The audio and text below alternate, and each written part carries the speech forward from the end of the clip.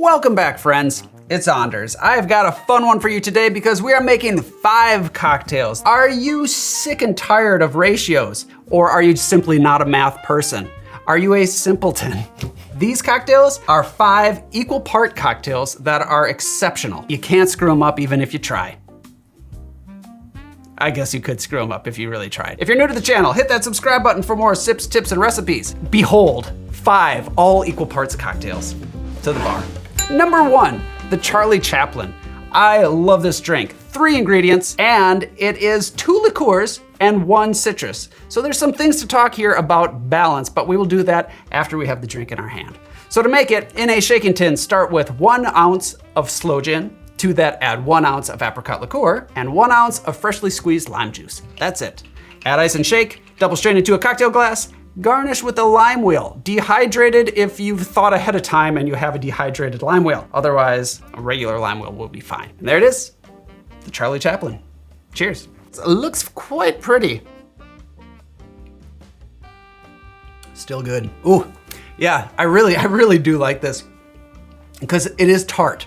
Now it's balanced, it's not super sour, but you definitely notice that it is tart because right now I'm salivating, the corners of my mouth are kind of like tightening up. Why is it balanced? Well, sloe gin is not gin, it's a gin-based liqueur. Apricot liqueur is an apricot liqueur. Those are 2 sweet things going up against straight lime juice, which is very acidic. So they balance each other out. But this next one, we are going to add a stronger base spirit. That's right, this one doesn't have a strong base spirit, so it is lower ABV, which is one of the reasons why I really like it. This next one is gonna be a little bit stronger. It's called the Monte Cassino. But first, a quick word from our sponsor. Today's video is sponsored by Helix Sleep. It's that time of year, summer is here, everybody's hot, and if you sleep hot, like I used to, then this is a good time to get a new mattress. Helix offers over 20 unique mattresses to choose from. And with the Helix Sleep Quiz, you'll be matched with a mattress based on how you sleep and your firmness preferences. We were matched with the Dawn Luxe. It's firm and supportive, but still has a plush top that makes it comfortable and allows airflow while you rest. We've been sleeping on it for almost a year, and I've gotta tell you, I'm even happier with it now than when we first got it. Compared to our old mattress, I sleep much cooler and wake up feeling more refreshed and not in pain. It's a nice sensation, I gotta tell you. It also helps that I have the Helix Comfort Adjust Cooling Pillow. Who comes up with these names? This pillow is called the Helix Comfort Adjust Cooling Pillow. It reduces neck pain and stays cool to the touch all night, allowing for deeper sleep. It uses shredded memory foam that shapes to your body with just enough structure to alleviate soreness. One of my favorite things about Helix is how low stress the process is. They deliver your mattress right to your door with free shipping in the US. It comes rolled up in a box, it's super easy to set up, and comes with a lifetime warranty. With their Happy with Helix guarantee, you get a 120-night sleep trial. So there's plenty of time to test the mattress out and decide if it's right for you. If it's not, they'll come and pick it up and give you a full refund. Helix is the most awarded mattress brand. The Helix Midnight Luxe has been ranked as the best overall mattress, according to Forbes and Wired. And in a study reviewing 23,000 brands, USA Today ranked Helix as one of the most trusted brands in 2026. Right now, you can still take advantage of their 4th of July sale exclusive partner offer and get 27% off site-wide. Just head to helixsleep.com/Anders Erickson or scan the QR code to check it out. That's helixsleep.com/Anders Erickson, or you can scan the code right here and treat yourself to 27% off. Thanks, Helix. On to the film. Number 2, the Monte Cassino. So the thing about the Monte Cassino is it has, again, the 2 liqueurs, citrus, and then the base spirit. In this case, it's gonna be rye whiskey. That template is known as the last word template because that's the most popular cocktail that's all equal parts, 4 ingredients, blah, blah, blah. But there's so many variations. I thought, why would I make a last word when there are so many great variations? In fact, I think I like this drink that we're about to make, the Monte Cassino, better than the last word. So let's make it. In a shaking tin, start with 3/4 of an ounce of rye whiskey, 3/4 of an ounce of yellow chartreuse, 3/4 of an ounce of Benedictine, and 3/4 of an ounce of fresh lemon juice. Add ice and shake, double strain into a cocktail glass, no garnish necessary. There we have the Monte Cassino. Cheers.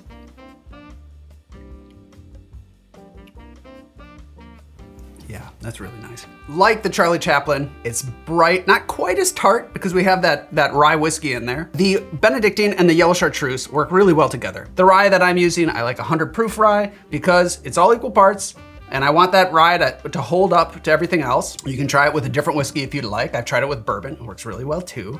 But this one, something about these 4 ingredients makes me happy. I do like this better than the last word. Oh, this drink was created 2010 by Damon Dyer. He won a Benedictine cocktail competition with this recipe.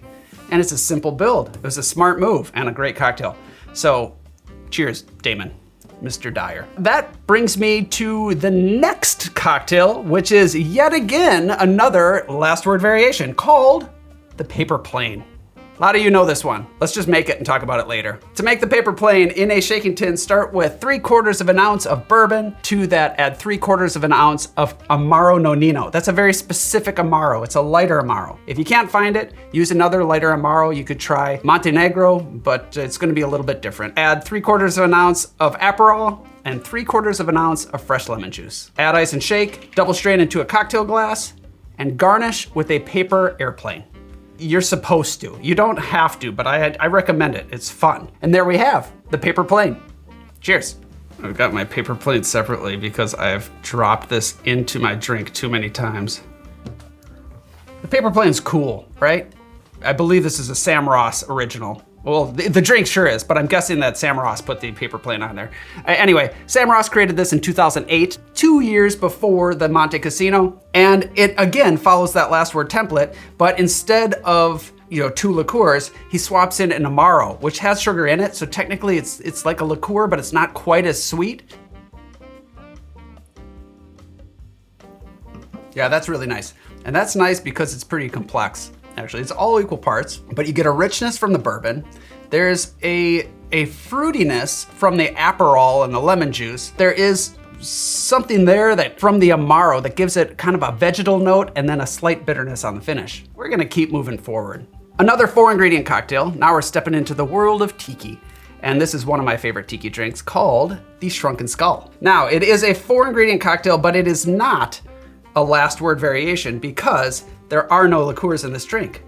It's simple to make though, because you already know the ratios. To make it, in a shaking tin, start with 1 ounce of a Demerara rum. To that, add 1 ounce of a gold rum, then 1 ounce of fresh lime juice, and 1 full ounce of grenadine. The grenadine is very important here. Once you taste it, you will know. You want a nice, bright, pomegranate forward grenadine for this drink. If you can't find one, grab mine. If you can't get mine, make your own. I'll leave a recipe down below. Add some crushed ice, and you can either shake this up, or if you have it, blend it real quick in a milkshake blender. That adds a lot of air, makes it nice and fluffy, and then open pour into a chilled lowball glass.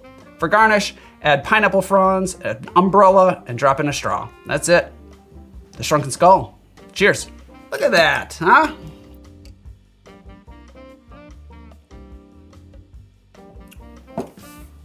I mean, yeah, it's bright, it's fruity, it's refreshing, super easy to drink, dangerous.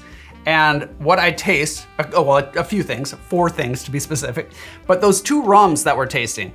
Now, if you only use 1 rum, you're gonna add 2 ounces of rum, and now it's no longer an all equal parts cocktail, but it's still gonna work. The one thing that's non-negotiable is you want a good pomegranate grenadine for this drink. Has to be nice and tart and hold up to all these other bold flavors in here. I know some people say that originally grenadine may not have been made with pomegranates. I looked into it. I'm not sure. I'm not completely convinced. What I do know is that today, grenadine is supposed to taste of pomegranate. That's what people expect. Even if there isn't pomegranate in it, they kind of mimic the flavors of pomegranate. That's why I say use a good one, because a good one is gonna be made with pomegranates. On to number 5.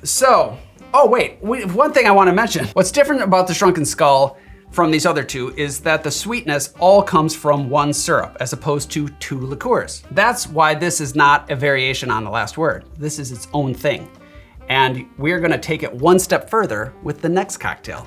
Number 5, the Tradewinds. So following the template we have here with the Shrunken Skull, we're gonna add 1 more ingredient. We're gonna add a liqueur. It's gonna add some depth and interest, and it's actually a really, really good cocktail. So to make it, in a shaken tin, start with 1 ounce of gold rum. To that, add 1 ounce of dark rum, 1 ounce of apricot liqueur, 1 ounce of cream of coconut. This is not coconut cream, it's cream of coconut. You can make it yourself, I'll leave a recipe down below. Otherwise, Coco Lopez is the standard. And 1 ounce of fresh lemon juice. Now, once again, I'm gonna blitz this with the blender, but you can swizzle this drink, you could give it a quick shake, and open pour into your favorite glass. For a garnish, I'm gonna once again do the pineapple fronds. I'm gonna grate some nutmeg across the top, drop in an umbrella, and again, a straw. And there we have the Tradewinds. Cheers. Look at that. That is fluffy. If you do what I did with the blender, the milkshake blender, you're gonna get really foamy coconut on top, for better or worse. I don't know if you like that or not. But anyway, let's go in for a sip.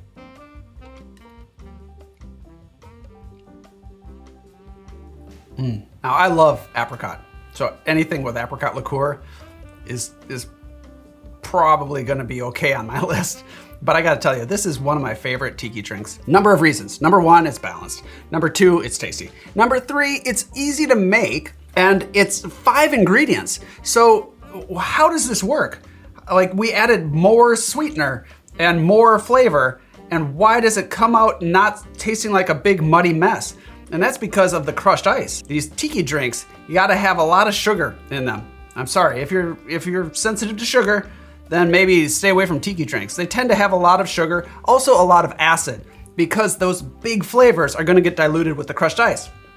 So in this case, it works out great. Quick disclaimer, I do think that me saying, oh yeah, you can throw in all these ingredients into a tiki drink and it's gonna work because of the crushed ice and the dilution and all of that stuff. Well, here's the thing. I do think that there are a lot of tiki drinks that call for 1 million ingredients that end up tasting muddy because there's just too much going on. I'm not saying that all these tiki drinks with 1 million ingredients are bad, but you gotta balance them out and you need some skill to do so. So that's why you gotta watch this channel. There we go. 5 cocktails, all equal parts, and they're all bangers. What a list. And remember, if you are trying to create a cocktail, a new cocktail, a good starting point is all equal parts because you can scale it up, or more importantly, you can scale it down. If you are sampling cocktails and you're workshopping, if you can get away with making half cocktails, there's less waste. Let me know in the comments down below which ones you're making. If you need any of these bottles, grab them from House of Bitter Bear, powered by Curiata, curated by me, catered to the recipes on this channel. Great place to get booze delivered right to your face.